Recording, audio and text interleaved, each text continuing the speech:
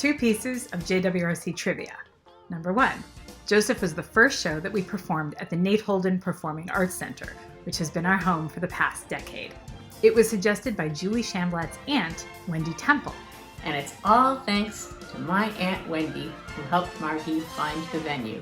So shout out to Aunt Wendy. It's been a great decade. Number 2. Joseph was also the first year that I posted the cast list on our website rather than calling every single person who had auditioned individually to tell them whether they'd been cast or not. Some of those phone calls were very difficult to make, so it was a relief to let go of that particular tradition and start a new one. So I had the honor of singing the opening song for the second act. I was up in the balcony by myself.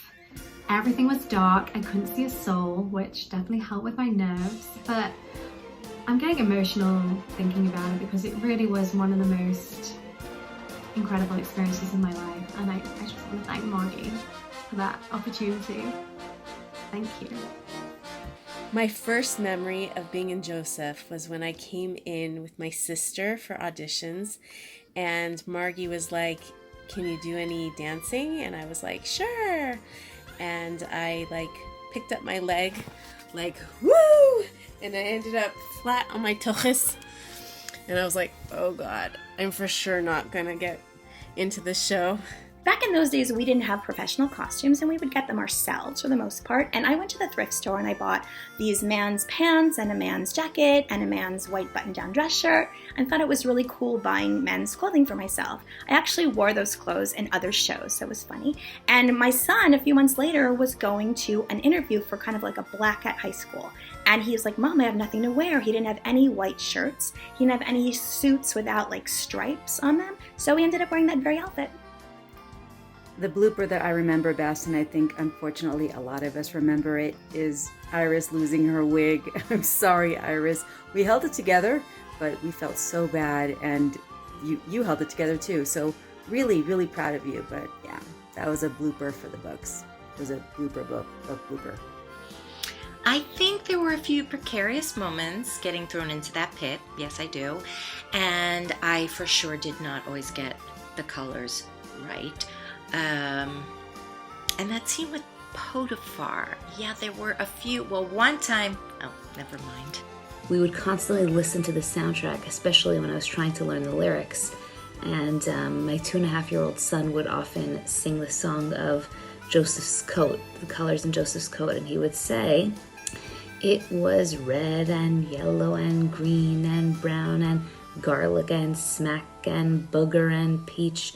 And then he would just say blue for the rest of the colors till the end was, "and blue." The set. Oy, the set. We got onto the stage and we had to climb the pyramid, the big stairs, and it was not so stable. So that's my biggest memory is getting onto those stairs and not feeling so comfortable. We eventually got there and it took some time, but it was that set was definitely a little scary. There must have been something in the water because there really were a comical number of Joseph babies. And we had a lovely reunion of a number of them during the Gesher program of Camp Ramah last summer. I got cast as Mrs. Potiphar, which is the most seductive and sexy part of the show. But I was told to tone it down. In fact, I had to do all my lines in Hebrew so as not to offend any Beis Yaakov girls. So, "Come and lie with me, love," was Boshikviti something, whatever. So that was hilarious. And then, of course, I was 4.5 months pregnant with a gazillion costume changes and this very tight, seductive dress. And I had to flirt and cartwheel and be a ballerina and be an Egyptian and be Mrs. Potiphar. All very nauseous, pregnant, and it was an amazing experience, and I miss it so much. So much time has passed, it feels like yesterday. I miss you guys. Mwah.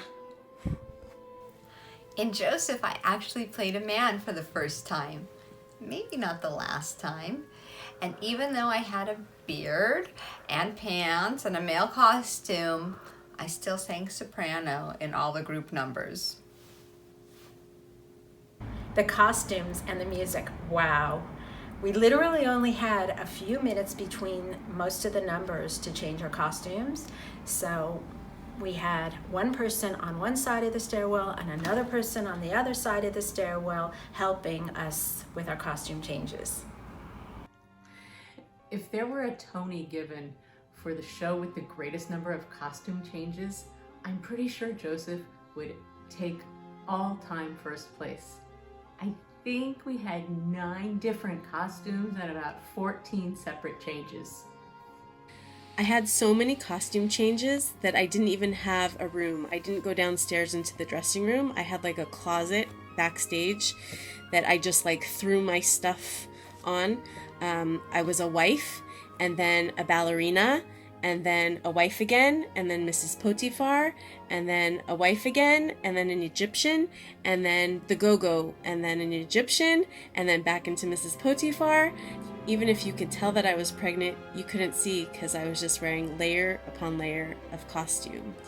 That was just the fastest way to just keep flipping it all, each time I had to change. It was crazy.